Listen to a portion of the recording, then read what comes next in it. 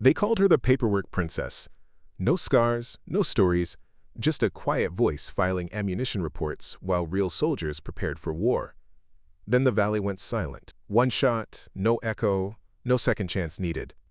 When the smoke cleared and the impossible became reality, she was standing exactly where the morning mist had lifted, rifle still warm in her hands, expression unchanged. Not celebrating, not explaining, just waiting like she'd been waiting for this moment her entire life. Before we jump back in, tell us where you're tuning in from, and if this story touches you, make sure you're subscribed, because tomorrow I've saved something extra special for you. The desert wind carried sand like tiny bullets across the sprawling expanse of Fort Clearwater, Nevada. It was the kind of morning that made veteran marksmen curse under their breath and check their equipment twice. Visibility shifted with each gust, heat mirages danced across the landscape, and the targets at extreme range seemed to shimmer like ghosts against the rocky backdrop of Devil's Canyon. Captain Marcus Thornfield stood behind the observation platform, binoculars raised, watching his hand-picked team of elite marksmen prepare for what many considered an exercise in futility. The target stood 4,200 meters away, perched on a narrow ledge that jutted from the canyon wall like a defiant finger pointing toward heaven. It was a distance that pushed the absolute limits of modern sniper technology, even under perfect conditions. Today's conditions were anything but perfect. Winds gusting 15 to 25 knots, called out Staff Sergeant Dylan Crawford, squinting at his portable weather station. Thermals are all over the place. This is borderline impossible, sir. Thornfield lowered his binoculars and nodded grimly. That was exactly the point. This wasn't about hitting the target.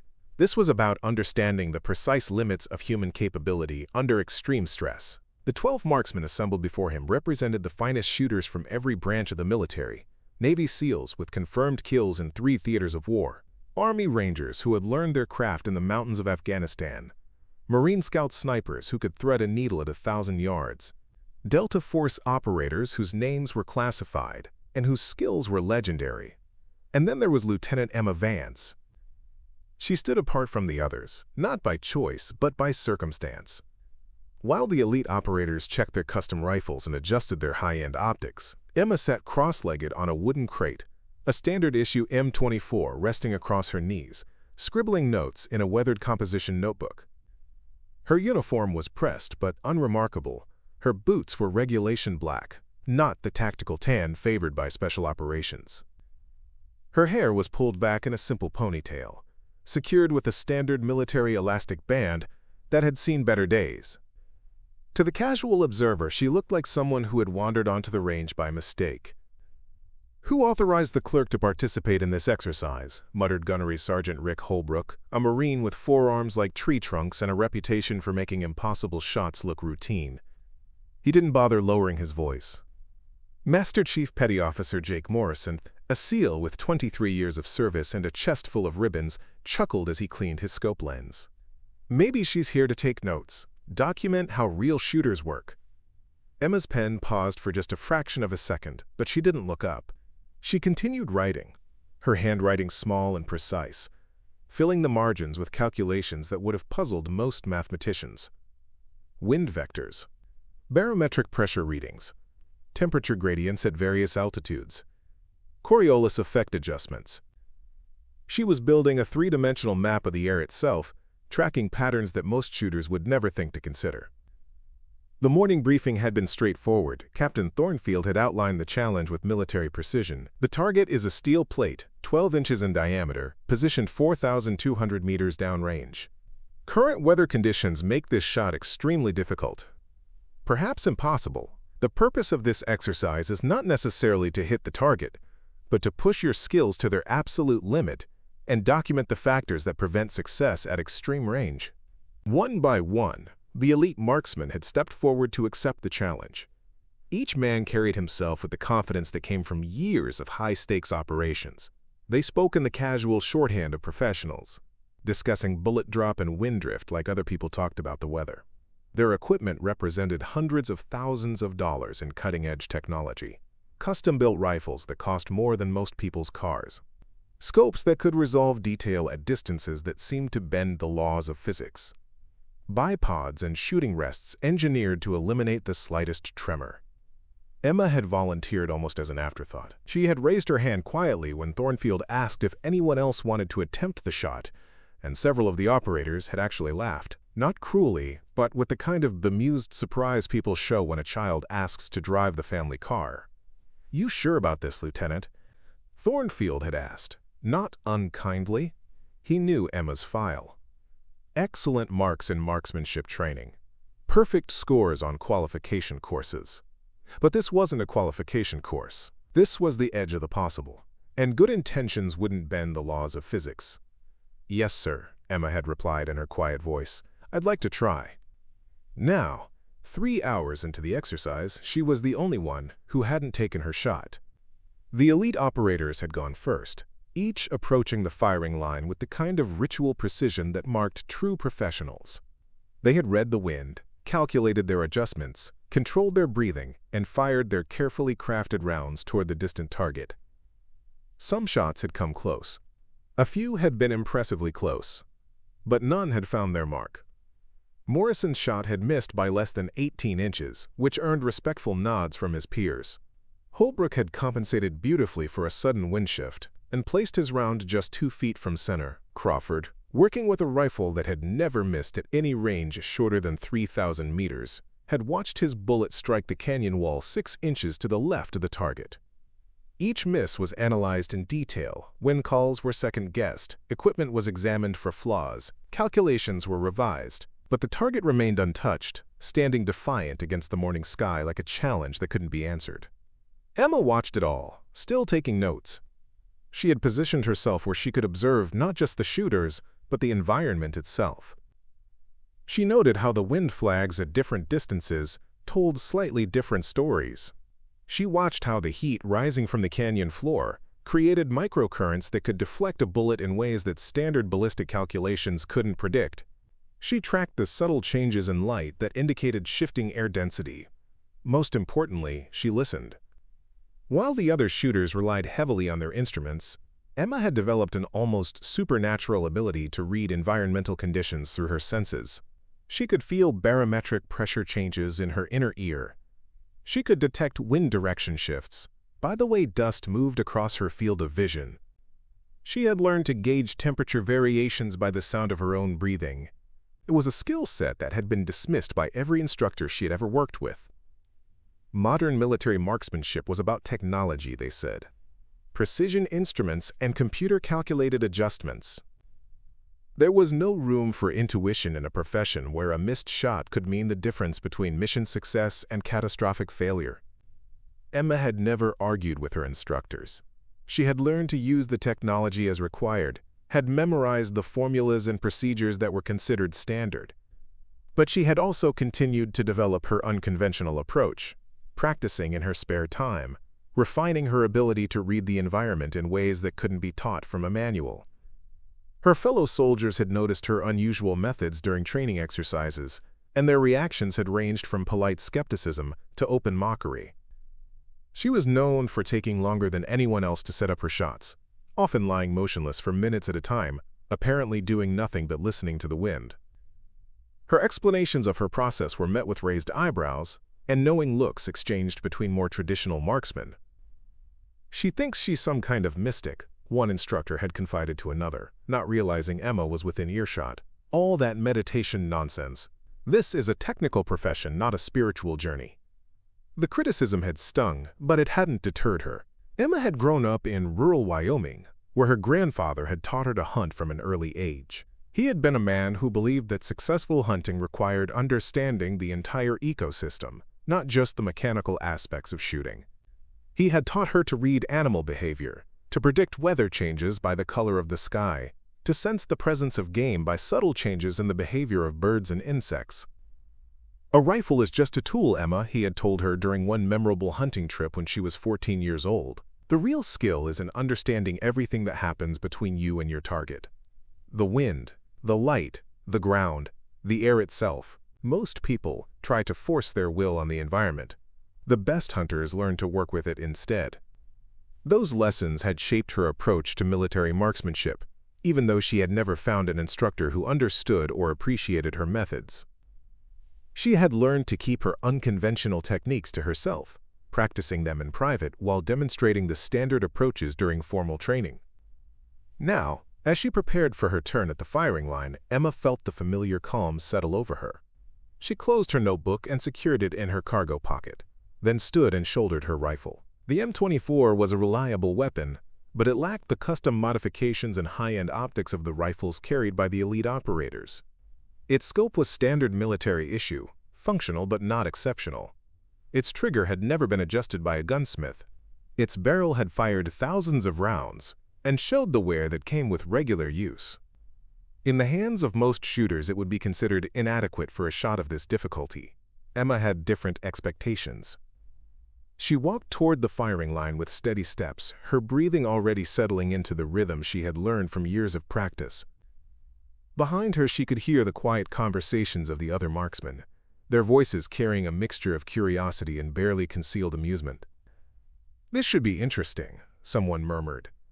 "At least it'll be quick," came the reply. Emma ignored the commentary. She had heard variations of it throughout her career, and she had learned that responding to doubt with words was pointless. Her rifle would speak for itself, or it wouldn't.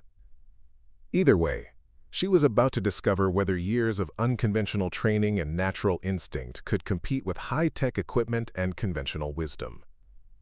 The firing line was marked by a simple wooden platform that elevated the shooter roughly 2 feet above the surrounding terrain. Emma stepped onto it and immediately began her assessment of the shooting environment. She didn't rush to establish her firing position. Instead, she stood for several minutes, turning slowly, letting her senses absorb every detail of the conditions around her. The wind was complex, shifting in patterns that would have challenged even the most sophisticated computer models. At ground level, it moved primarily from the southwest, carrying the distinctive smell of sage and desert sand. But at higher altitudes, she could detect the telltale signs of cross-currents moving from the northwest, invisible to standard wind flags but detectable to someone who knew how to read the subtle movements of dust and debris. Preparing and narrating this story took us a lot of time, so if you are enjoying it, subscribe to our channel. It means a lot to us. Now back to the story. The temperature was rising as the morning progressed, creating thermal columns that would rise from the sun-heated rocks and canyon floor. These thermals would create pockets of turbulence that could deflect a bullet in unpredictable ways, but they followed patterns that could be understood by someone willing to spend the time necessary to decode them. Most challenging of all was the target itself. At 4,200 meters, it appeared as little more than a glint of steel against the dark rock face. The distance was so great that atmospheric distortion made it seem to dance and shift, like a mirage that couldn't quite be brought into focus. Standard military doctrine suggested that shots at this range were more a matter of luck than skill, dependent on so many variables that even the most precise calculations could be rendered meaningless by a single unexpected gust of wind. Emma had a different perspective. She believed that truly long-range shooting wasn't about fighting the environment, but about finding the brief moments when all the variables aligned in harmony. Her job wasn't to force her bullet through hostile conditions, but to wait for the moment when the conditions became favorable and then execute her shot with perfect timing. She knelt and began to establish her firing position, moving with deliberate care but without the elaborate rituals that had characterized the previous shooters. She didn't adjust her bipod multiple times or spend long minutes fine-tuning her scope settings. Instead, she settled into a position that felt natural and comfortable, then closed her eyes and began to listen. The sound of the wind told her stories that no instrument could measure. She could hear the difference between steady airflow and turbulent gusts. She could detect the subtle changes in pitch that indicated shifts in direction or velocity. Most importantly, she could sense the rhythm underlying the apparent chaos, the predictable patterns that governed even the most complex atmospheric conditions. She opened her eyes and looked downrange, not at the target but at the space between herself and the distant canyon wall. She watched dust devils form and dissipate. She tracked the movement of small debris caught in thermal updrafts. She noted the way heat shimmer created distortion patterns that revealed the location and intensity of rising air currents. Slowly, a three-dimensional picture began to form in her mind. Not the simplified model taught in military marksmanship courses, but a complex, dynamic understanding of the air itself as a living system with its own internal logic and predictable behaviors. The other marksmen had grown quiet, watching her unusual preparation with a mixture of curiosity and impatience. They were accustomed to shooters who worked quickly and efficiently, relying on instruments and calculations to solve the ballistic puzzle as rapidly as possible. Emma's methodical, almost meditative approach was unlike anything they had seen before. "What's she doing?" Morrison asked quietly. "Beats me," Holbrook replied. "Looks like she's taking a nap." Captain Thornfield watched from the observation platform, his expression thoughtful. He had reviewed Emma's training records and found them puzzling. Her qualification scores were consistently excellent, but her methods were unorthodox enough to make instructors uncomfortable. She was clearly skilled, but in ways that didn't fit neatly into standard military categories. Emma continued her preparation, oblivious to the attention she was attracting. She had learned long ago to block out external distractions and focus entirely on the task at hand. Her breathing had settled into a rhythm so slow and controlled that she seemed almost motionless, like a statue carved from desert stone. Minutes passed. The wind continued its complex dance, shifting and gusting in patterns that would have frustrated any attempt at traditional ballistic calculation. But Emma was reading deeper patterns, tracking the underlying rhythms that governed the apparent chaos. She was waiting for something that the other shooters hadn't even known to look for. Then, quite suddenly, she felt it. A moment of confluence when all the variables aligned in perfect harmony. The surface wind dropped to near zero. The thermal currents found their equilibrium. The atmospheric distortion cleared like a curtain being drawn aside. For perhaps 3 seconds, maybe 4, the air between her position and the distant target became as still and predictable as a calm lake on a windless morning. Emma inhaled slowly, held her breath, and gently squeezed the trigger. The rifle's report echoed across the desert like thunder, rolling off the canyon walls and returning as a series of diminishing rumbles. The bullet flew true and silent, crossing the 4,200 meters of hostile airspace in just under 6 seconds of flight time. Then, impossibly, the distant target rang like a bell. The steel plate had been struck dead center, the impact so precise that it sent vibrations through the mounting bracket and into the canyon wall itself. The sound traveled back across the desert at the speed of sound, reaching the firing line as a clear, unmistakable tone that silenced every conversation and stopped every movement.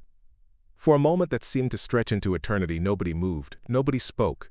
The only sound was the wind, continuing its eternal dance across the desert landscape, indifferent to the human drama playing out below. Then Staff Sergeant Crawford lowered his binoculars and spoke in a voice barely above a whisper. Jesus Christ, she actually hit it. The silence stretched across Fort Clearwater like a held breath. Master Chief Morrison stood frozen behind his spotting scope, the expensive optics trembling slightly in his weathered hands. Through the crystal-clear lenses he could see the distant steel target swaying gently from the impact, catching fragments of desert sunlight and throwing them back like signals from another world.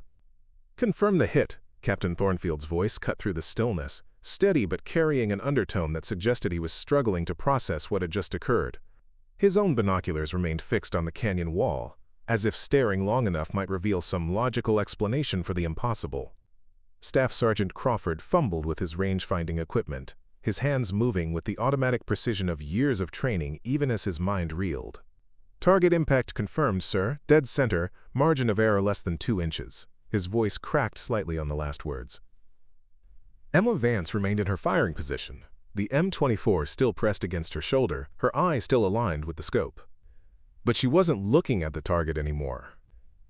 Instead, she was watching the wind flags in the middle distance, noting how they had begun to dance again as the atmospheric conditions returned to their previous chaotic state. The window of opportunity had closed as suddenly as it had opened, leaving only the fading echo of her shot and the undeniable evidence of its success.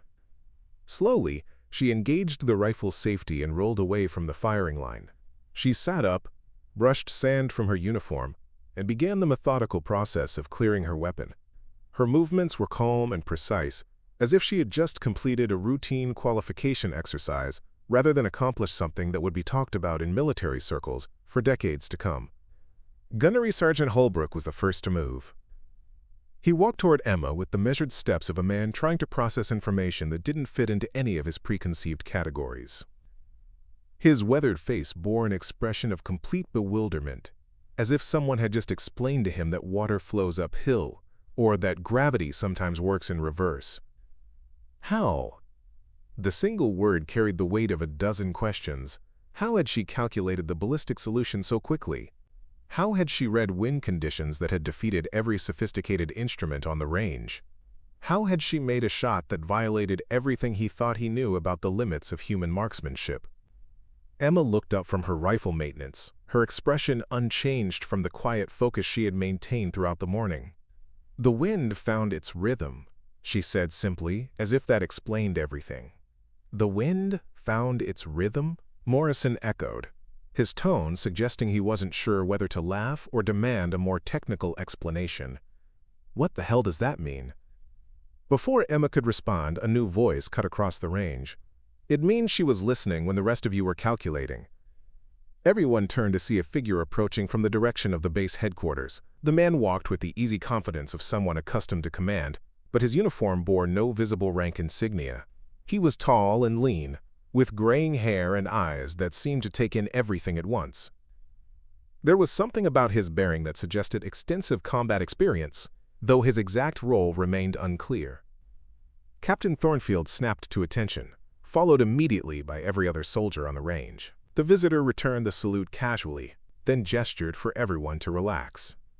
"I'm Colonel David Brennan," he said, his voice carrying the authority of absolute certainty.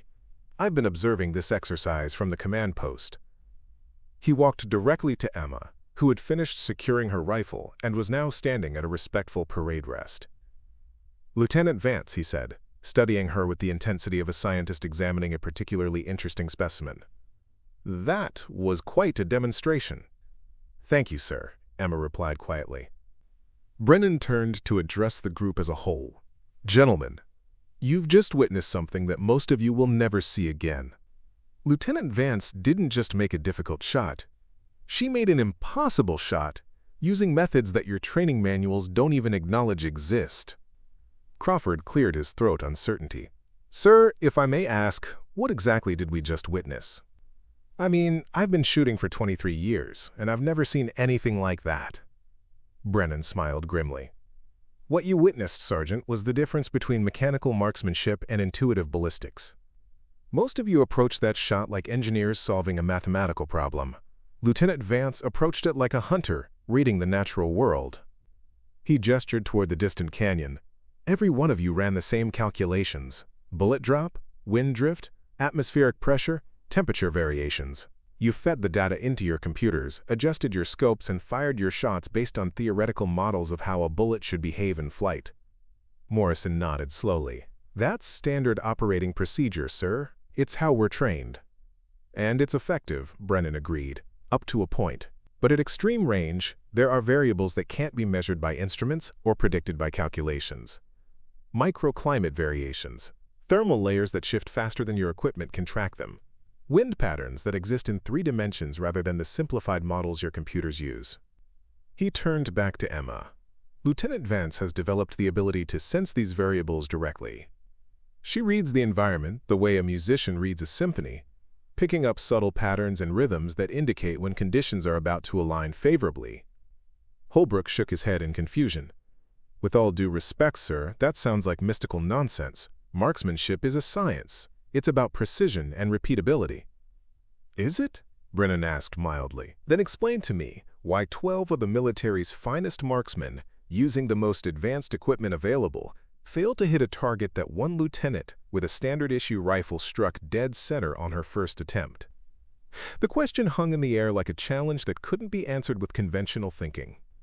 The elite operators exchanged glances, their expressions reflecting a mixture of professional skepticism and grudging acknowledgement that they had just witnessed something beyond their understanding. Emma remained silent during the exchange, her attention focused on disassembling her rifle for cleaning. She had learned long ago that trying to explain her methods to skeptics was usually futile. Most people wanted technical answers to questions that couldn't be answered technically, and her attempts at explanation were typically dismissed as unscientific or impractical. Colonel Brennan seemed to understand her reluctance to engage in the debate. He walked over and knelt beside her, lowering his voice so that only she could hear. "You've been hiding your abilities for a long time, haven't you?" Emma glanced up, surprised by the perceptive question. "I wouldn't say hiding, sir. More like not advertising them. Because every time you try to explain your methods, people think you're either crazy or making it up," Brennan said with a knowing smile. "Trust me, I understand. I've been dealing with unconventional warfare techniques for 30 years. The military has a love-hate relationship with anything that can't be taught from a manual." He stood and addressed the group again. "Gentlemen, I want you to understand something important. What you've seen today isn't magic, and it isn't luck. It's a highly developed skill set that represents a different approach to an ancient problem. For thousands of years, hunters and warriors succeeded by developing an intimate understanding of their environment.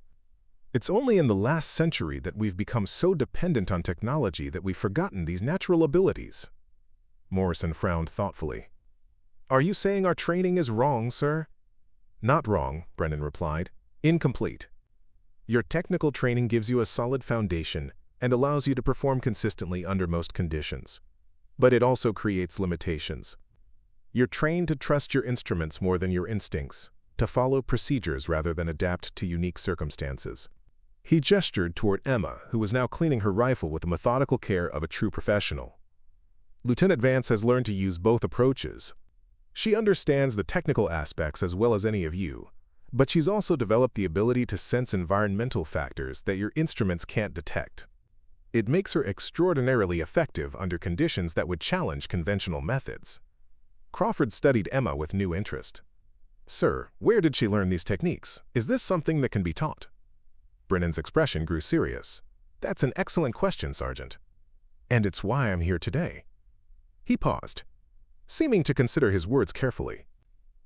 "Lieutenant Vance has been identified as part of a very small group of military personnel with exceptional natural abilities. We've been tracking her performance for some time, waiting for the right opportunity to evaluate her skills under extreme conditions." The revelation sent a ripple of surprise through the assembled marksmen. Emma looked up sharply, her cleaning rod frozen in mid-stroke. "Sir? You didn't think that shot was a coincidence, did you, Lieutenant?" Brennan asked gently. "This exercise was designed specifically to identify personnel with capabilities beyond standard training parameters. You were the only participant who approached the challenge using unconventional methods." Emma felt a chill that had nothing to do with the desert wind. "You were testing me." "We've been testing all of you," Brennan replied, "but you were the only one who passed."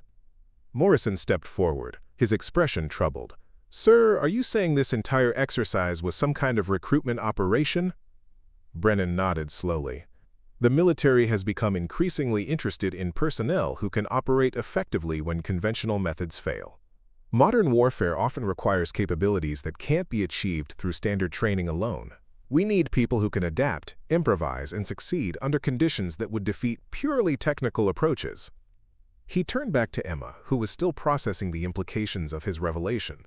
"Lieutenant Vance, you've been selected for reassignment to a classified program that deals with unconventional warfare applications. If you're willing to accept, you'll be working with a team that specializes in solving problems that can't be addressed through normal military channels." Emma set down her cleaning equipment and stood, her mind racing. The offer represented everything she had never dared to hope for. Recognition of her abilities, an opportunity to use her skills in meaningful ways, a chance to work with people who might actually understand her unconventional methods. But it also represented a complete departure from the quiet, anonymous career she had planned for herself. She had chosen logistics and support roles specifically because they allowed her to serve without drawing attention to abilities that made others uncomfortable. The prospect of joining a classified program meant stepping into a world where her unusual skills would be constantly scrutinized and evaluated. "Sir," she said carefully, "what exactly would this assignment involve?" Brennan smiled, recognizing the diplomatic phrasing that allowed her to ask for more information without committing to anything. "I can't provide specific details until you accept the assignment and complete the necessary security clearances. What I can tell you is that you would be working with a small team of similarly gifted individuals on operations that require capabilities beyond conventional military training." Holbrook shook his head in amazement. "This is like something out of a movie. Secret programs, special abilities, classified operations. Are you serious about all this? Deadly serious, Brennan replied. The modern battlefield requires soldiers who can think and operate outside established parameters. Technology is important, but it's not sufficient. We need people who can succeed when the technology fails, when the environment is too hostile for conventional equipment, when the mission parameters change faster than standard procedures can adapt. Odd chance, he gestured toward the distant target, still visible through the heat haze. That shot represents exactly the kind of capability we're looking for, the ability to achieve mission success through unconventional means when conventional methods have been exhausted. Emma found herself caught between competing impulses. Part of her was excited by the prospect of finally using her abilities in ways that mattered, of working with people who understood and valued her unconventional approach to marksmanship. But another part of her was terrified by the implications of accepting such an assignment. She had spent years learning to blend into the background, to perform her duties competently without attracting attention to the abilities that set her apart from her peers. The idea of joining a program specifically designed to exploit those abilities felt both thrilling and deeply unsettling. "Sir," she said finally, "may I have some time to consider your offer?" Brennan nodded approvingly. "Of course. This isn't a decision to be made lightly. Take all the time you need. When you've decided, contact me through the base commander's office. He has my secure communication information." He turned to address the other marksmen one final time. "Gentlemen, I want you to understand that everything you've heard and seen today is classified at the highest levels. You will not discuss Lieutenant Vance's performance or this conversation with anyone outside this group. Is that understood?" A chorus of "Yes, sir," echoed across the range. As Brennan prepared to leave, he paused beside Emma one more time. "Lieutenant, I know this is overwhelming, but I want you to understand something important. You have a gift that could make a real difference in protecting this country. The question isn't whether you're capable of handling the assignment. The question is whether you're willing to step out of the shadows and let your abilities serve their full potential." With that, he walked away, leaving Emma standing in the desert wind with her rifle in her hands and a decision that would change the course of her entire life. 3 weeks passed before Emma made her decision, and during those weeks, the impossible shot at Fort Clearwater became the worst-kept secret in the military. Despite Colonel Brennan's strict classification orders, word spread through the informal networks that connected elite units across all branches of service. It started as whispers in mess halls and equipment rooms, grew into heated debates in barracks conversations, and eventually reached the ears of officers who had never heard Emma Vance's name, but suddenly wanted to know everything about her. Emma found herself thrust into an uncomfortable spotlight she had spent her entire career avoiding. Fellow soldiers who had barely acknowledged her existence now studied her with a mixture of curiosity and suspicion. Some approached her with questions about her techniques, hoping to learn secrets they could apply to their own marksmanship. Others maintained a respectful distance, as if her abilities marked her as fundamentally different from ordinary soldiers. The attention made her retreat even further into herself. She began eating meals alone, arriving at the dining facility after the crowds had dispersed and leaving before conversations could develop. She volunteered for extra duty shifts that kept her busy during the hours when most soldiers gathered socially. When forced to interact with others, she responded to questions with polite monosyllables that discouraged further inquiry. But the isolation also gave her time to think, and thinking led her backward through the years to memories she had successfully buried beneath layers of military routine and professional obligation. The shooting exercise had awakened something in her that she had deliberately suppressed, a connection to abilities that traced their origins to a childhood spent in the remote wilderness of northwestern Wyoming. Her grandfather, Thomas Clearwater, had been a full-blooded Shoshone who worked as a hunting guide for wealthy clients visiting the Yellowstone region. He had also been one of the finest natural marksmen Emma had ever known, capable of bringing down elk at distances that seemed to violate the laws of physics. More importantly, he had possessed an almost mystical understanding of the natural world that allowed him to predict animal behavior, weather patterns, and environmental changes with uncanny accuracy. Emma's parents had been killed in a car accident when she was 8 years old, leaving her to be raised by her grandfather in a cabin that sat 30 miles from the nearest paved road. For 10 years, she had lived a life that was almost medieval in its simplicity, learning to hunt, fish, track animals, and read the subtle signs that governed life in the wilderness. Her grandfather had taught her that survival depended not on fighting nature, but on understanding it so completely that she could become part of its rhythms. "The earth speaks to those who know how to listen," he had told her during one memorable hunting trip when she was 14. They had been tracking a bull elk for 3 days, following signs so faint that Emma could barely detect it even when her grandfather pointed it out directly. Most people make so much noise with their minds that they can't hear what the world is trying to tell them. He had been referring to more than just physical noise. Emma learned that successful hunting required quieting not just her movements and her breathing, but her thoughts themselves. She had to stop trying to impose her will on the situation and instead allow her instincts to guide her toward the moment when all factors aligned favorably.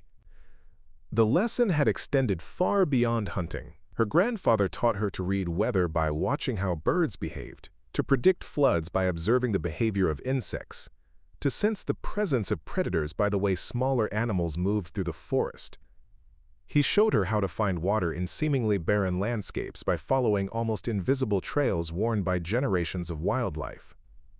Most relevant to her current situation, he had taught her to shoot in ways that no military manual would ever acknowledge.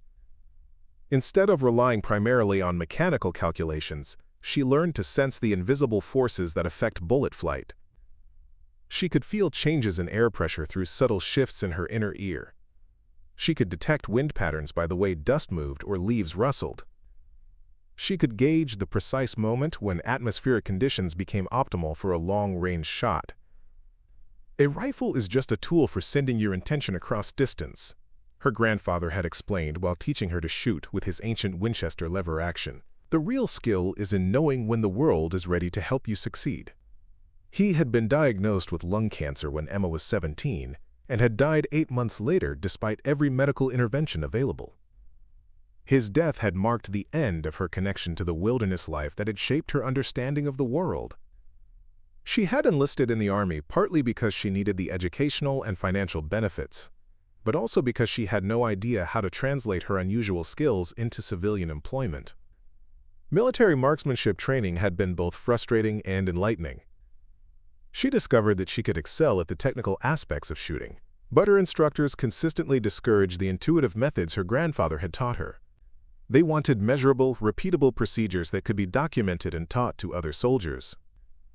Her explanations of environmental sensing and atmospheric awareness were dismissed as unscientific folk wisdom that had no place in modern military training. Over time, Emma had learned to compartmentalize her abilities. She demonstrated the conventional techniques during formal training, earning consistently high marks and instructor approval. But she continued to practice her grandfather's methods during her personal time, refining her environmental awareness and developing her ability to sense optimal shooting conditions. The strategy had worked well for nearly a decade. She had established herself as a competent, reliable soldier who could be counted on to perform any assigned task with quiet efficiency. Her unusual background and unconventional skills remained her private secret, something she drew upon when circumstances demanded extraordinary performance, but never discussed with colleagues or supervisors. The Fort Clearwater exercise had shattered that careful balance. For the first time in her military career, she had been forced to rely entirely on her unconventional abilities in front of witnesses who couldn't ignore or rationalize what they had seen. The impossible shot had revealed capabilities that couldn't be explained through standard military training, forcing her to confront the question of whether she was ready to stop hiding who she really was.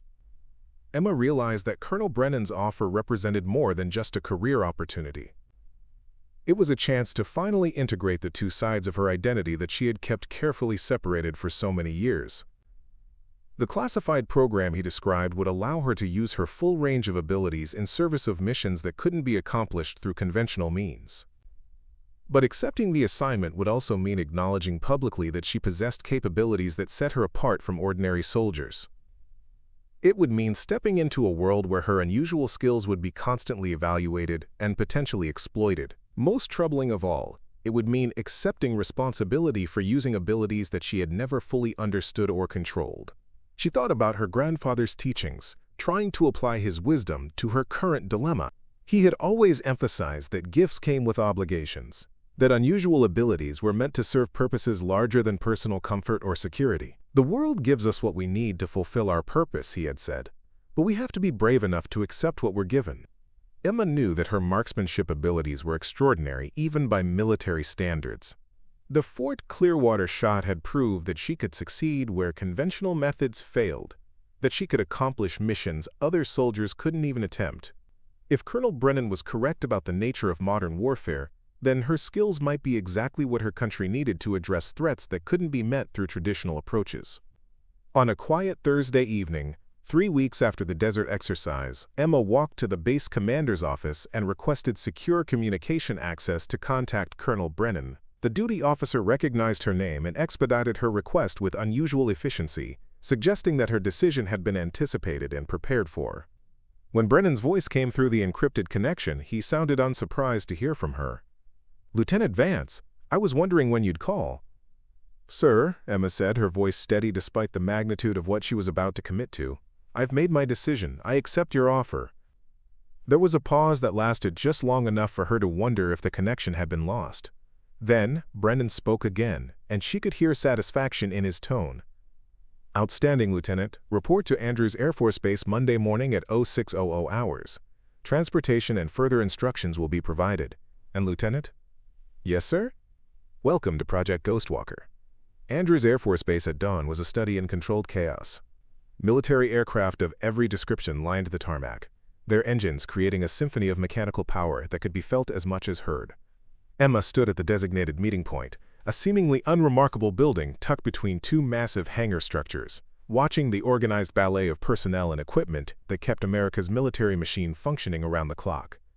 She had arrived 30 minutes early, partly from military habit but mostly from nervous energy that made standing still nearly impossible. The weekend had passed in a blur of paperwork, medical examinations, and psychological evaluations that seemed designed to probe every aspect of her background and capabilities.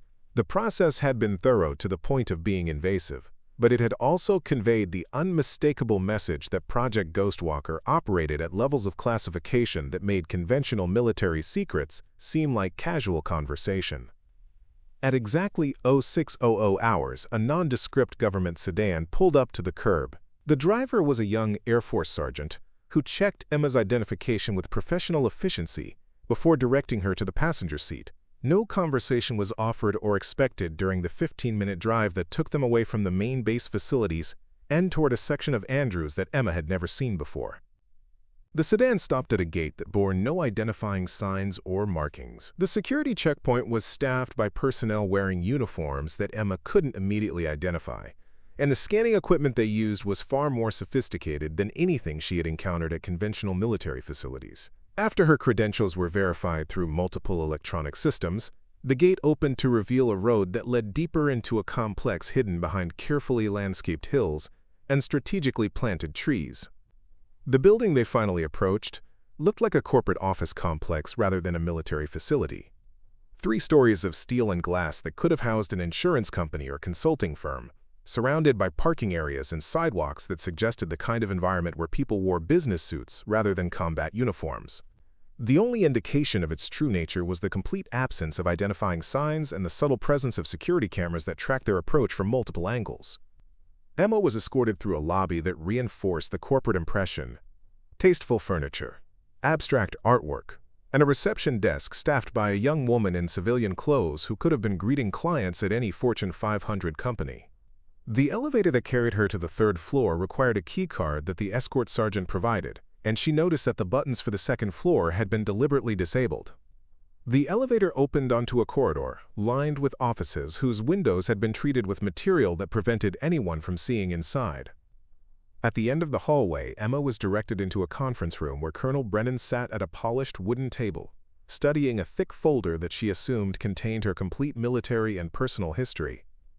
"Lieutenant Vance," Brennan said, rising to shake her hand with the kind of firm grip that suggested both welcome and evaluation. "Right on time. Please, have a seat." The conference room was elegant in its simplicity. No military decorations or patriotic displays, just neutral colors and furniture that conveyed seriousness without intimidation. The only unusual feature was a bank of monitors built into one wall. currently displaying what appeared to be satellite imagery of various global locations. "I imagine you have questions," Brennan said, settling back into his chair and studying Emma with the intensity she was beginning to recognize as his standard expression. "Before we begin, I want you to understand that everything you learn from this point forward is classified at levels that carry life imprisonment penalties for unauthorized disclosure. Once I begin this briefing, there will be no opportunity to change your mind about participating in this program." Emma nodded slowly.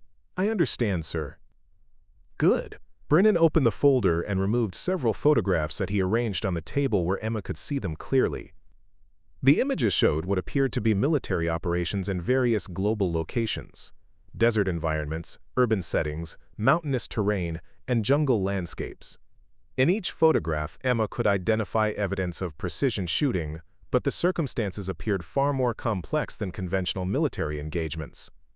Project Ghostwalker was established 18 months ago in response to a changing tactical environment, Brennan began. Modern warfare increasingly requires capabilities that fall outside traditional military parameters. Enemies who operate in urban environments where collateral damage must be minimized. Hostage situations where conventional assault methods would result in unacceptable casualties. High-value targets who can only be engaged under conditions that defeat standard equipment and procedures. He pointed to one of the photographs, which showed what appeared to be an urban rooftop with evidence of a long-range shooting position.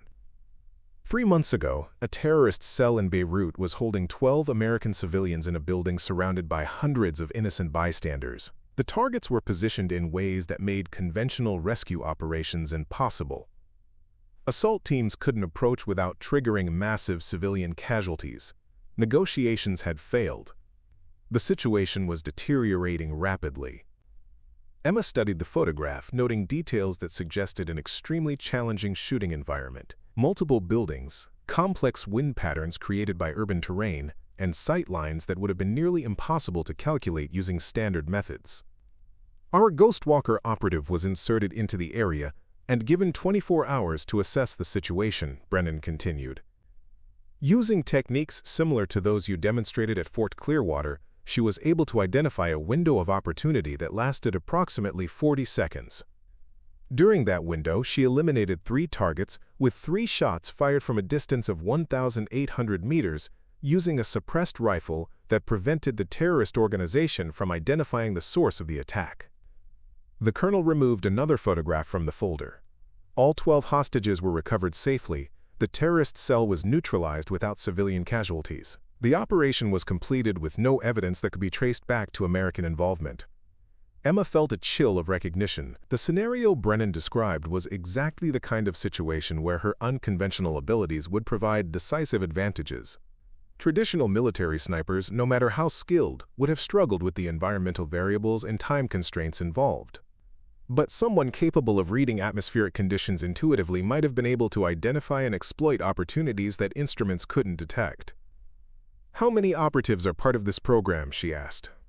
"Currently 5 active personnel," Brennan replied, "each with capabilities that fall outside normal training parameters. Enhanced environmental awareness, intuitive ballistics calculation, extraordinary sensory perception, or other abilities that allow them to succeed where conventional methods fail." He leaned forward, his expression growing more serious. "I need you to understand something important, Lieutenant. These operatives aren't superhuman. They're individuals who have developed natural abilities to extraordinary levels through training, experience, or in some cases, circumstances that push them beyond normal human limitations. What makes them special isn't magic or mysticism, it's the ability to access and utilize capabilities that most people don't even know they possess." Emma thought about her grandfather's teachings, about the years spent learning to read environmental signs that had no names in conventional military doctrine. What happened to the operative who completed the Beirut mission? Brennan's expression darkened slightly. Captain Sarah Mitchell.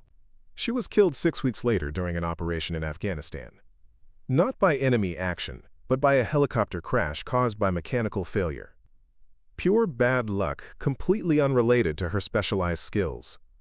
The reminder of mortality hung in the air like a challenge that couldn't be ignored.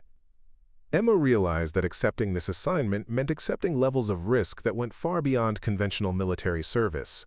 Ghostwalker operatives would be sent into situations that other soldiers couldn't handle, facing challenges that had already defeated standard approaches. "What would my first assignment involve?" she asked. Brennan smiled approvingly, recognizing the question as an indication of commitment rather than mere curiosity. "There's a situation developing in Colombia that requires precisely the kind of capabilities you demonstrated at Fort Clearwater. A drug cartel has taken control of a remote mountain facility that was previously used by American forces for counter-narcotics operations. The facility contains sensitive equipment and intelligence materials that cannot be allowed to fall into the wrong hands." He removed a topographical map from the folder and spread it across the table. "The facility is located at an altitude of 11,000 feet, surrounded by terrain that makes conventional assault extremely difficult. The cartel has positioned sentries at locations that provide overlapping fields of fire covering all traditional approach routes. Weather conditions in the area are notoriously unpredictable, with sudden storms and wind patterns that change without warning." Emma studied the map, noting elevation contours and geographic features that would affect both approach routes and shooting positions. "How many targets?" "Intelligence indicates between 8 and 12 cartel members, including at least 3 with military training. The primary objective is to eliminate the sentries and create an opportunity for a conventional assault team to secure the facility. Secondary objectives include neutralizing any cartel leadership present and preventing the destruction of sensitive materials." Brennan pointed to several marked positions on the map. Traditional sniper doctrine would require multiple shooters positioned at different locations, coordinated timing, and extensive preliminary surveillance.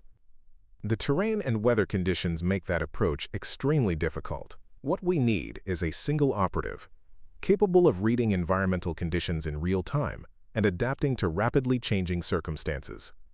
The challenge appealed to Emma in ways that surprised her. For years, she had suppressed her abilities because they didn't fit into conventional military categories. Now she was being offered the opportunity to use those same abilities in service of missions that couldn't be accomplished any other way. "When would this operation take place?" she asked.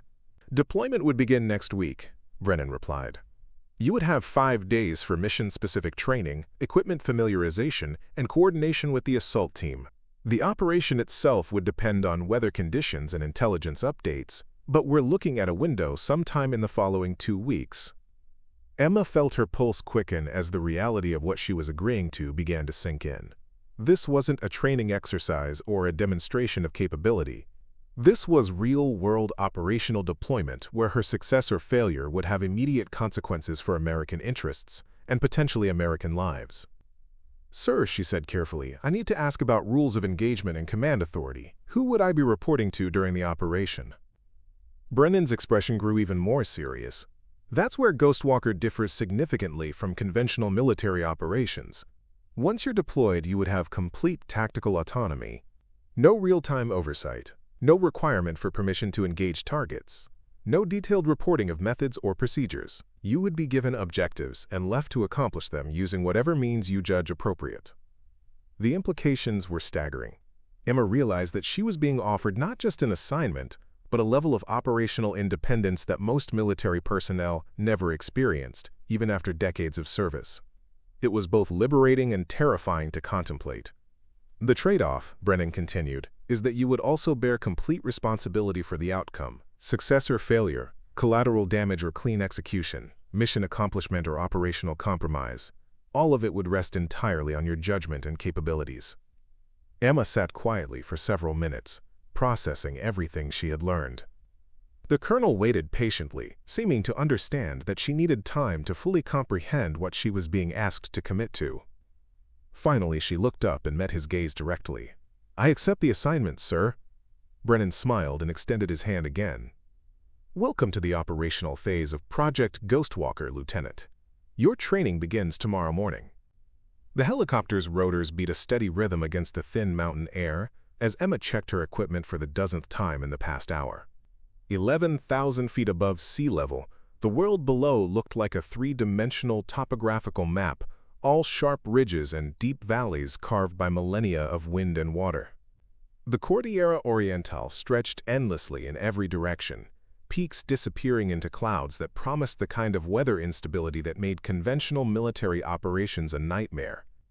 Emma wore civilian hiking gear over her tactical equipment, the kind of clothing that would allow her to pass for an adventure tourist if anyone spotted her during the insertion. Her rifle was broken down into components and distributed throughout a backpack that looked like standard mountaineering equipment. Even her ammunition was disguised, stored in containers that resembled camera equipment and camping supplies. The pilot, a special operations aviator whose name she had never learned, spoke through the headset with the clipped professionalism of someone who had made similar flights dozens of times. LZ coming up in 5 minutes. Weather station reports wind gusts to 30 knots at your altitude, visibility dropping fast. Are you sure about this timing? Emma studied the terrain below through high-powered binoculars, reading the landscape in ways that her week of intensive training had refined but not fundamentally changed.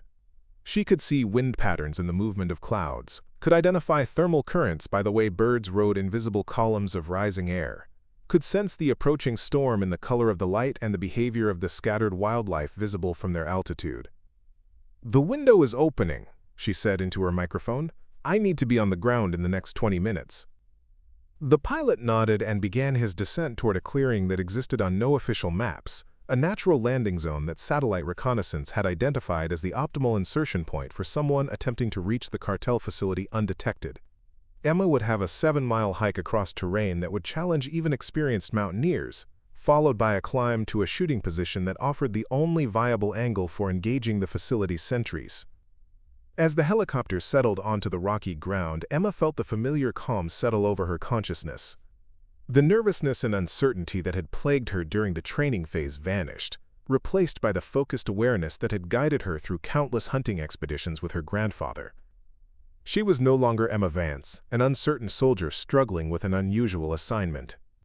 She was a predator moving through her natural environment, every sense attuned to the subtle signs that would determine success or failure. The pilot kept the engines running as Emma shouldered her pack and stepped onto Colombian soil. No words were exchanged, no final instructions or encouragement. She simply melted into the forest that bordered the clearing, disappearing among trees that had stood for centuries before the first European ever set foot in South America. The first 3 miles were a study in controlled movement. Emma navigated by compass and topographical memory, avoiding the obvious trails that might be monitored by cartel scouts, instead following game paths and natural terrain features that offered concealment while maintaining her general direction of travel. She moved like her grandfather had taught her, placing each foot with deliberate care, pausing frequently to listen and observe, becoming part of the forest's natural rhythm rather than an intrusion upon it. Each bowl, the altitude made itself felt gradually. At 11,000 feet, the air contained roughly 30% less oxygen than at sea level, and even Emma's excellent physical conditioning couldn't completely compensate for the physiological stress.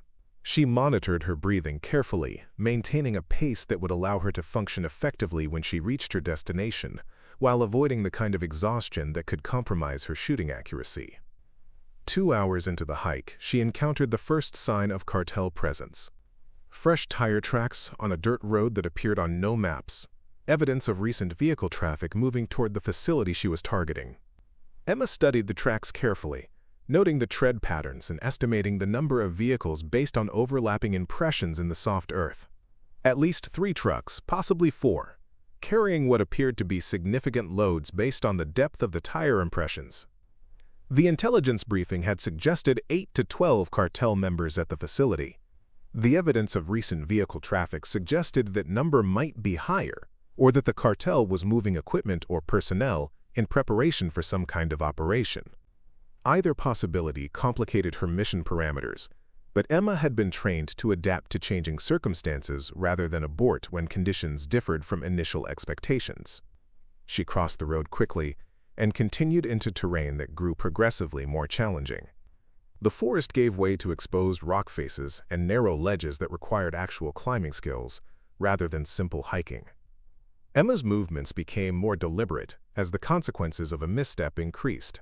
A fall from these heights wouldn't just compromise her mission, it would likely prove fatal in terrain where rescue would be impossible. 4 hours after leaving the helicopter, Emma reached the position she had identified during her map study. A rocky outcropping that provided both concealment and a clear line of sight to the cartel facility. now visible across a valley that dropped away beneath her feet like a photograph taken from an aircraft. The facility itself looked exactly as described in the intelligence briefings. A collection of buildings clustered around what had once been an American forward operating base, now flying Colombian drug cartel colors and bristling with defensive positions. Emma assembled her rifle with practiced efficiency, the familiar weight and balance of the weapon providing a psychological anchor in the alien environment of the high mountains. She had trained extensively with this particular system during her week at the Ghostwalker facility, learning to compensate for the unique characteristics of a rifle designed specifically for extreme-range shooting under adverse conditions. The scope was a masterpiece of precision engineering, capable of gathering enough light to provide clear target identification even in marginal visibility conditions. More importantly, it had been calibrated specifically for her shooting style, taking into account the subtle variations in technique that made her methods effective where conventional approaches failed. Through the scope, Emma could see the cartel sentries with crystal clarity. 4 positions, exactly as intelligence had indicated, positioned to provide overlapping fields of fire that would make conventional assault extremely difficult. The sentries themselves appeared alert and well-equipped, carrying automatic weapons and wearing what looked like military-style body armor. But it was the environmental conditions that commanded most of Emma's attention. The approaching storm was creating wind patterns that changed direction and velocity every few minutes. Thermal currents rising from the sun-heated valley floor created invisible columns of turbulence that would deflect any bullet in unpredictable ways. Most challenging of all, the altitude meant that her calculations for bullet drop and flight time would be significantly different from anything she had experienced during sea-level training. Emma settled into her shooting position and began the process that her grandfather had taught her decades earlier. She stopped trying to impose her will on the situation, and instead opened her senses to receive information from the environment itself. Wind direction could be read in the movement of dust and debris. Thermal currents revealed themselves through the behavior of insects and small birds. Air pressure changes registered as subtle shifts in the way sounds carried across the valley. Slowly, patterns began to emerge from the apparent chaos. The wind gusts followed a rhythm tied to the movement of the approaching storm clouds. The thermal currents peaked and subsided in cycles that corresponded to the sun's angle and the heating of different rock formations. Most importantly, Emma began to sense the approaching moment when all variables would align favorably, creating a window of opportunity that might last only seconds. She identified her targets in order of priority. The sentry positioned at the facility's main gate would be first, followed by the lookout posted on the communications tower, then the 2 guards manning positions that covered the most likely assault routes. 4 shots. Maximum time window of perhaps 30 seconds. Margin for error measured in inches at a distance where most marksmen would consider accuracy a matter of pure luck. The storm moved closer, its approach marked by the changing quality of light and the increasing intensity of wind gusts that shook the trees in the valley below. Emma tracked its progress not through any instrument, but through the heightened environmental awareness that years of training had developed to supernatural levels. Then, quite suddenly, she felt it approaching. The moment of confluence when atmospheric chaos would resolve into perfect harmony, when every variable would align to create conditions optimal for long-range precision shooting. It wasn't something she could explain to anyone else, wasn't something that appeared on any weather instrument or ballistic computer. It was pure intuition backed by decades of experience reading the natural world. Emma controlled her breathing and prepared to fire. In the distance, thunder rumbled across the mountains like the voice of an angry god, but she barely heard it. Her entire being was focused on the approaching moment when she would either justify every unconventional method she had ever learned, or discover that her abilities weren't sufficient for the challenges of real-world operations. The first sentry fell without ever realizing he was under attack. Emma's suppressed rifle made no more sound than a sharp cough, and at this distance, even that small noise was swallowed by the wind and thunder. The guard simply collapsed behind his defensive position, leaving no evidence of what had killed him. The second shot came 8 seconds later as the wind found its rhythm and the thermal currents settled into temporary stability. The communications tower sentry was reaching for his radio when Emma's bullet found him, dropping him forward across the equipment he had been trying to use. The 3rd and 4th targets were taken in rapid succession as Emma rode the brief window of perfect conditions like a surfer riding the perfect wave. 2 more guards eliminated before the surviving cartel members even realized they were under attack, Their defensive positions suddenly transformed from assets into liabilities that left them exposed to threats they couldn't see or counter. In the valley below, the facility erupted into confused activity as the remaining cartel members tried to understand what was happening. Vehicles roared to life, armed men took defensive positions, and radio chatter filled the airwaves with urgent Spanish that Emma couldn't understand but whose tone communicated panic and confusion. But the immediate tactical situation had changed completely. The overlapping fields of fire that had made assault impossible were no longer a factor. The lookouts who could have detected approaching troops were eliminated. Most importantly, the psychological impact of sudden, unexplained casualties had transformed an organized defense into a disorganized retreat. Emma keyed her radio and transmitted the simple code phrase that would bring the assault team forward. "Thunderbird is singing." 15 minutes later, she watched through her scope as unmarked helicopters approached the facility from 3 directions simultaneously, carrying assault teams that faced token resistance from demoralized cartel members who had lost both their defensive advantages and their confidence in their ability to defend the position. The facility was secured within 30 minutes of Emma's first shot. Intelligence materials were recovered intact. Sensitive equipment was either secured or destroyed according to predetermined priorities, and the cartel's presence in the area was eliminated with minimal American casualties. Emma disassembled her rifle and prepared for extraction, her mind already processing the lessons learned during her first operational deployment. She had proved to herself that her abilities were sufficient for real-world challenges, but she had also discovered limitations and complications that training exercises couldn't simulate. Most importantly, she had learned that success in operations like this came not from following predetermined procedures, but from adapting constantly to changing circumstances while maintaining focus on core objectives. It was a lesson that would serve her well in the missions that lay ahead. 18 months after the Colombian operation, Emma Vance stood in a place she had never expected to find herself, addressing a packed auditorium at the National Defense University, facing an audience of military officers, defense contractors, and intelligence officials who represented the highest levels of American national security leadership. The lecture hall was filled with individuals whose combined experience encompassed every major military conflict and covert operation of the past 3 decades. The irony wasn't lost on her. 2 years earlier, she had been dismissed as a paperwork clerk with delusions of competence. Now she was being asked to share insights that had revolutionized how the military approached precision operations in contested environments.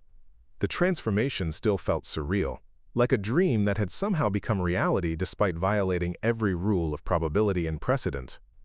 The traditional model of sniper operations, Emma said, her voice carrying clearly through the auditorium's advanced sound system, assumes that precision shooting is primarily a matter of mechanical calculation and technological superiority. We invest millions of dollars in advanced optics, ballistic computers, and environmental monitoring equipment because we believe that better tools will inevitably produce better results. She gestured toward a large screen that displayed comparative data from recent operations. What we've discovered through Project Ghostwalker is that this assumption, while logical, is fundamentally incomplete. The most sophisticated equipment available cannot account for environmental variables that change faster than instruments can measure them, or for conditions that exist below the threshold of mechanical detection. In the audience, Emma could see faces that ranged from skeptical to fascinated. Some listeners were clearly struggling with concepts that challenged decades of accepted military doctrine. Others leaned forward with the intensity of people who recognized practical applications for problems they had been unable to solve through conventional means. Colonel Brennan sat in the front row, his expression reflecting the satisfaction of someone whose unconventional theories had been vindicated by operational success. Over the past 18 months, Project Ghostwalker had expanded from 5 operatives to 12, with each new recruitment based on demonstrated abilities that fell outside standard military categories. The program's success rate had attracted attention at the highest levels of government, leading to increased funding and expanded operational authority. Emma's own career had followed a trajectory that defied every prediction her early supervisors might have made. Following the Colombian operation, she had completed 6 additional missions that ranged from counter-terrorism operations in urban environments to intelligence gathering in hostile territory, where conventional surveillance methods had failed. Each mission had reinforced the lesson that extraordinary results could be achieved by individuals willing to develop capabilities that most people didn't know they possessed. The key insight, Emma continued, is that environmental awareness can be developed far beyond the levels taught in conventional training programs. Human beings possess sensory capabilities that have been refined by millions of years of evolution, but modern military training tends to suppress these natural abilities in favor of technological dependence. She clicked to the next slide, which showed environmental data from her most recent operation, a counter-terrorism mission in the mountains of Afghanistan that had required precision shooting under conditions that had defeated 3 previous attempts by conventional sniper teams. 6 weeks ago, intelligence identified a high-value target operating from a facility in terrain that created atmospheric conditions unlike anything in our training databases. Wind patterns were influenced by multiple mountain ranges, creating microclimates that changed unpredictably. Temperature variations caused by altitude and solar heating produced thermal layers that conventional ballistic calculations couldn't account for. The audience studied the data with professional interest. Emma could see several officers taking notes, their expressions suggesting they were beginning to understand applications for challenges they had encountered in their own operational experience. Previous attempts to eliminate this target had failed because conventional methods couldn't adapt quickly enough to changing environmental conditions. Teams would spend hours calculating ballistic solutions, only to have atmospheric changes render their calculations useless before they could execute their shots. Emma paused, remembering the mission briefing that had made it clear she was being asked to succeed where 3 previous teams had failed. The target was a Taliban commander whose elimination was considered crucial to ongoing operations, but whose location in the Afghan mountains created shooting conditions that seemed to defy solution. The Ghostwalker approach was fundamentally different. Instead of trying to predict environmental conditions through mechanical measurement, we relied on real-time sensory assessment to identify brief windows when conditions aligned favorably for precision shooting. Here, she clicked on a topographical map that showed the target area in detail. The facility was located at 13,000 feet elevation, surrounded by terrain that created constantly shifting wind patterns. Traditional sniper doctrine would have required multiple shooters, extensive preliminary surveillance, and coordinated timing that might take days to arrange. In the audience, a Navy admiral raised his hand. "Lieutenant Vance, how do you quantify this environmental assessment process? How do we train other personnel to develop these capabilities?" Emma had anticipated the question, which went to the heart of the military struggle with techniques that couldn't be easily systematized or reproduced through standard training methods. "That's the challenge we're still working to solve, sir. Some aspects of environmental awareness can be taught through conventional instruction. Wind reading, thermal identification, and basic atmospheric assessment are skills that respond well to traditional training approaches." She moved to the next slide, which showed a curriculum outline for advanced environmental awareness training. But the highest levels of capability seem to require individual development that goes beyond what can be achieved in classroom or range settings. It's similar to the way some musicians develop perfect pitch, or some athletes develop extraordinary reaction times. The underlying abilities exist in most people, but developing them to operational levels requires individual commitment that extends far beyond normal duty hours. A CIA operations officer spoke from the middle of the auditorium. "Are you saying this can't be scaled? That we can only produce a handful of personnel with these capabilities?" Emma considered the question carefully. It touched on issues that Project Ghostwalker had been grappling with since its inception. "We're discovering that the abilities can be developed to useful levels by most personnel willing to commit the necessary time and effort. But developing them to the levels required for the most challenging operations seems to require individuals with specific background experiences or natural aptitudes." She thought about her fellow Ghostwalker operatives, each of whom had brought unique capabilities to the program. Master Sergeant Rodriguez had grown up hunting in the Sonoran Desert, developing the ability to track game across terrain where most people couldn't even detect sign. Staff Sergeant Chen had been raised by grandparents who practiced traditional Chinese medicine, learning to sense physiological changes through subtle visual and auditory cues. Captain Williams had spent her childhood on a farm in rural Iowa, developing an almost supernatural ability to predict weather changes by reading animal behavior and atmospheric signs. "What we've found," Emma continued, is that many of the most effective Ghostwalker operatives have backgrounds that include extensive experience with natural environments. Hunting, farming, wilderness survival, traditional tracking methods, activities that require developing sensory awareness beyond what most people consider normal. Colonel Brennan stood and addressed the audience directly. What Lieutenant Vance is describing represents a fundamental shift in how we think about human potential in military applications. For decades, we've assumed that technological advancement would eventually replace human limitations. Project Ghostwalker suggests that human capabilities can be developed far beyond what we previously considered possible. He gestured toward the data displayed on the screen. The Afghan operation that Lieutenant Vance referenced resulted in successful target elimination under conditions that had defeated conventional approaches. But more importantly, it demonstrated that properly developed human capabilities can provide decisive advantages in environments where technology alone is insufficient. A Marine Corps general near the back of the auditorium raised his hand. What are the implications for recruitment and training? How do we identify personnel with the potential to develop these capabilities?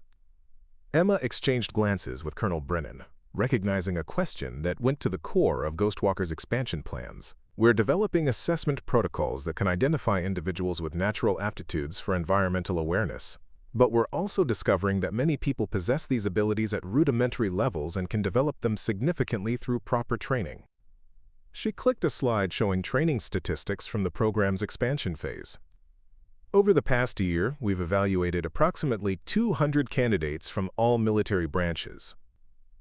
Roughly 30% showed natural aptitudes that could be developed to operationally useful levels through intensive training. About 10% demonstrated potential for the highest levels of capability. The numbers represented a revolutionary discovery for military personnel development.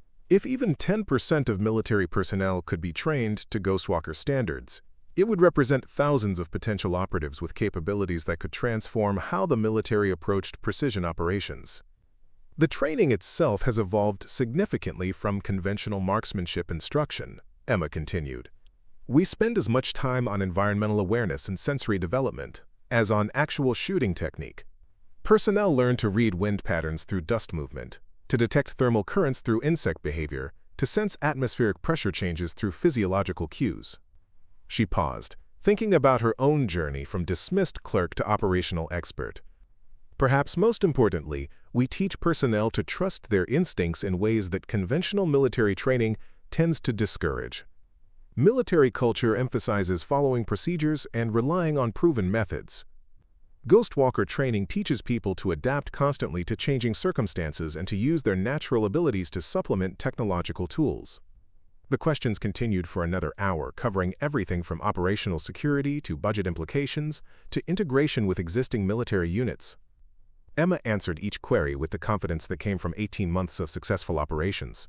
But she also recognized that many of the most important questions couldn't be answered definitively. The program was still too new, the sample size too small, and the applications too varied to draw sweeping conclusions about its ultimate potential.